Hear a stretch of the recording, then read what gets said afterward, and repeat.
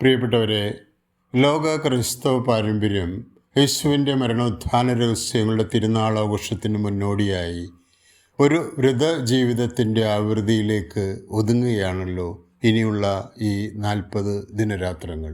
ഉപവസിച്ചും പ്രാർത്ഥിച്ചും പ്രായശ്ചിത്ത പ്രവർത്തികൾ ചെയ്തും അനുഷ്ഠിക്കുന്ന നോയമ്പ് ദിനങ്ങൾ യേശുവിൻ്റെ പീഡാനുഭവങ്ങളുടെ പൊള്ളലേറ്റ് തപിക്കുമ്പോൾ നോവല്ല, അവാച്യമായ ഒരു ഇമ്പമാണ് നമ്മിൽ നിറയുന്നത്. യേശുവിൻ്റെ ഉത്ഥാനത്തിലൂടെ സംലഭ്യമാകുന്ന സ്വർഗപ്രാപ്തിയുടെ ഒരിമ്പം. ഇന്നത്തെ നമ്മുടെ ചിന്താവചനത്തിൽ നമ്മൾ ധ്യാനിക്കുന്നത് എമ്മാവുസിലേക്ക് പോയ ശിഷ്യന്മാർ എന്ന ലൂക്കാ സുവിശേഷകൻ്റെ വിവരണമാണ്. യേശുവിൻ്റെ കുരിശുമരണത്തിന് ശേഷം ആ 2 ശിഷ്യന്മാർ ജെറുസലേമിൽ നിന്ന് ഏതാണ്ട് 11 കിലോമീറ്റർ അകലെയുള്ള എമ്മാവുസ് എന്ന ഗ്രാമത്തിലേക്ക് പോവുകയായിരുന്നു. യേശുവിൻ്റെ മരണാനന്തരം യഹൂദ പ്രമാണികൾ നടത്താനിടയുള്ള ഒരു വേട്ടയാടൽ ഭയന്നായിരിക്കണം അവർ കുറച്ചകലെ മാറി താമസിക്കാനും യേശുവിനോടൊത്ത് ജീവിച്ച 3 വർഷക്കാലങ്ങൾ സമാധാനത്തോടെ ഒന്ന് ഓർമ്മിച്ചെടുത്ത് ധ്യാനിക്കാനും പദ്ധതിയിട്ടത്. എന്നാൽ യാത്രയിൽ അവർ അവിചാരിതമായി കണ്ടുമുട്ടിയ അപരിചിതനായ യാത്രക്കാരൻ യഥാർത്ഥത്തിൽ ഉദ്ധിതനായ യേശു തന്നെ ആയിരുന്നു എന്ന് അവർ തിരിച്ചറിയുമ്പോൾ അപ്പോൾ തന്നെ അവൻ അവർക്ക് അപ്രത്യക്ഷനായി അനുഭവപ്പെടുന്നതും ഈ നോയമ്പ് കാലത്ത് നമ്മൾക്ക് അഭിഷേകം നൽകുന്ന ഒരു ചിന്തയാണ്. സുവിശേഷത്തിലെ 24-ാം അധ്യായത്തിലെ 13 മുതൽ 35 വരെയുള്ള വചനങ്ങൾ ഒന്ന് ആവർത്തിച്ച് വായിച്ചേ.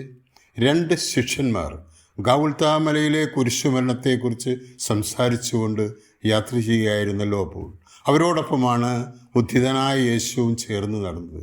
എന്നാൽ ശിഷ്യന്മാർക്ക് യേശുവിനെ തിരിച്ചറിയാൻ കഴിഞ്ഞില്ല, കാരണം അവരുടെ കണ്ണുകൾ മൂടപ്പെട്ടിരുന്നു. പ്രിയപ്പെട്ടവരെ, ഒരു ആത്മപരിശോധന ചുറ്റുവട്ടത്തിലേക്ക് നമ്മുടെ മനസ്സിനെ ഒന്ന് തിരിച്ചു കൊണ്ടുവരാം. ഇനി 40 ദിനരാത്രങ്ങൾ നമ്മളും ഒരു യാത്രയിലാണ്, ഒരു ഉപവാസ യാത്രയിൽ. യേശുവിൻ്റെ സുവിശേഷം മാത്രം ചിന്തിച്ചുകൊണ്ടുള്ള മറ്റൊരു എമ്മാവൂസ് യാത്ര. അവൻ നമ്മോടൊപ്പം വരും. ഉദ്ധാന രഹസ്യങ്ങളുടെ മൂടപ്പെട്ട കല്ലറ അവൻ നമുക്കായി തുറന്നു തരും.